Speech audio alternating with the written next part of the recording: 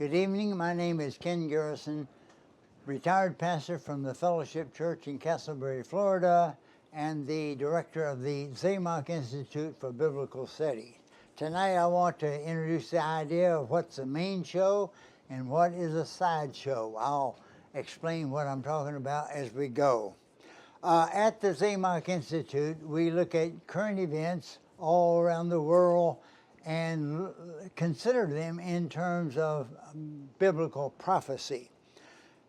Today there is a strong, looking at the current events, there's a strong argument in this country encouraging the United States to withdraw from struggle in the Middle East, which they term is a sideshow, and rather prepare for the main show, which is seen to be what is presumed to be the coming conflict with China.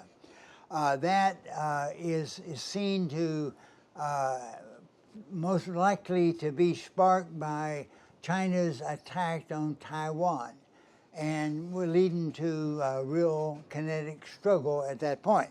That's what's seen as the main show, and the Middle East as a sideshow. I want to reverse that. I want to maintain that what is happening in the Middle East, the struggle really against Israel, is indeed the main show. I take this position based on Bible prophecy.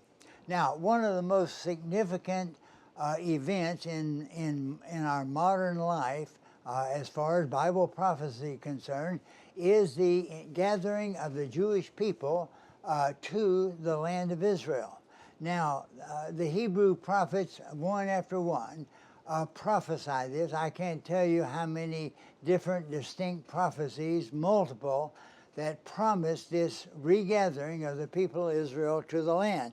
We've seen it happen in our day. Indeed, I've had the privilege to travel throughout Israel many different times, and in the region around Israel for that matter. And I can say with absolute certainty within myself that there is bold spiritual confirmation that what the Hebrew prophets saw are being fulfilled before us today. Now, different people, different groups sees this in different light, obviously, and some associate significance to it, some do not. From the communists or atheists, they just see Israel as a troublesome little nation in the Middle East, and they just try to overrun it, not deal with it. To the Catholic Christians, they do not see Israel as relevant because in their theology, the church has replaced Israel in God's purpose and plan. And so they do not see the ingathering of the Jewish people to the land as having any significance whatsoever. Now, from to the evangelical Christians, who many or most are steeped in Gnostic theology, they see Israel as not really that important today. Maybe there's a possibility that Israel could be relevant at some time in the future after the so-called rapture, when these blessed believers are taken off to heavenly abode and are divinely blessed there while God's wrath is being poured out upon the nations, including Israel. Those left behind will just be stuck with the consequences.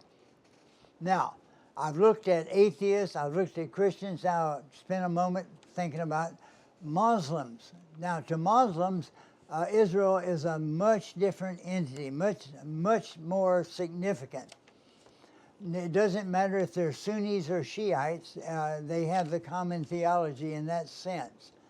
Now, one of the most significant, or one very basic doctrine of Islam is that once a nation has been militarily conquered by Islam, it becomes a part of the Muslim or Islamic homeland called Dar al-Islam, and it can never revert to whatever it was previously. Now, the nation of Israel was taken by Islamic forces early on in the 7th century AD. I think it was the first nation conquered by Islam outside of the Arabian Peninsula. Today, of course, therefore, the nation of Israel is at the very heart of Dar al-Islam, right in the geographical center of Dar al-Islam. And so it cannot be ignored. Now, today, the land of Israel is owned, inhabited, controlled by the Jewish people, by the sovereign state of Israel. No faithful Muslim can ignore this. They must struggle against it. And of course, that's exactly what's happening in the Middle East. And that's why, by the way, I call that the main show. Now, all signs today are boldly pointing to the fact that mankind is approaching a climactic event, often referred to as Armageddon or Harmageddo. This is a conflict that is prophesied to occur in the valley of Jezreel at the foothills of Har Megiddo.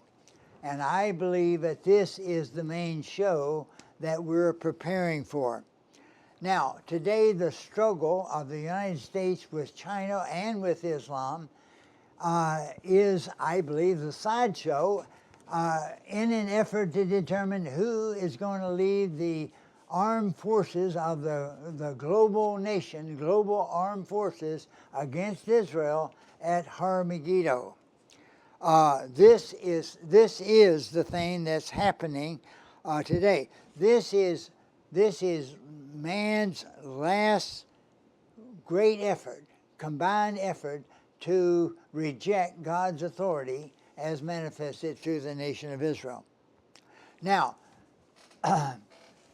you can say, well, is it really prophesied? Well, I want to read from you a prophecy from Zechariah chapter 12. I'll just read the 3rd verse. And it will come about in that day that I will make Jerusalem a heavy stone to all the peoples, and all who lift it will be severely injured, and all the nations will be gathered against it. Let me repeat that. This is an end-time prophecy saying that all of the nations will be gathered against it. That will include Islam, it will include China, and it will include the United States. All is very, very explicit. Now, what will this army meet when they come to Har Megiddo? Well, the prophet Elisha saw something on the mountains of Israel in his era, about 808 BC. And I want to read from that, 2 Kings chapter 6, verse 17. And Elisha prayed and said, O Lord, I pray, open his eyes that he may see. And the Lord opened the servant's eyes, and he saw, and behold, the mountain was full of horses and chariots of fire all around Elisha. Mountains were full of horses and chariots of fire all around Elisha.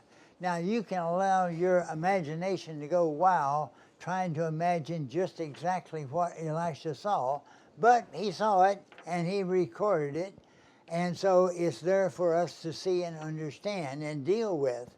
And so I believe when the nations come up against Israel at Har Megiddo, this is what they're going to meet. The mountains. Now, by the way, where Elisha saw this on the mountains of Israel was in the proximity of Har Megiddo, very, very near. So that's the situation that we believe is developing before us today, and we observe it, and we should be participants in it. As a result, real believers should ally themselves and support our brothers, that is the Jewish people, that have been gathered and are now occupying the mountains of Israel. This is the day to support them, pray for them, become a part of them. Actually, biblically speaking, as real believers, Paul said, Ephesians 2:12, we become a part of the national life of Israel. Now, one important way to actually deal with that is to go up and walk in the land and meet these folks. And so I am currently making preparations to take a group up sometime February, March of next year. Plans are just now developing, so I don't have an explicit date or cost or anything like that, but I will soon. If you're interested in participating in such a tour, contact me and I'll give you more information as it develops. You can do that at www.zamok.org. It's on the website that you're looking at currently. That's our program for tonight. Shalom.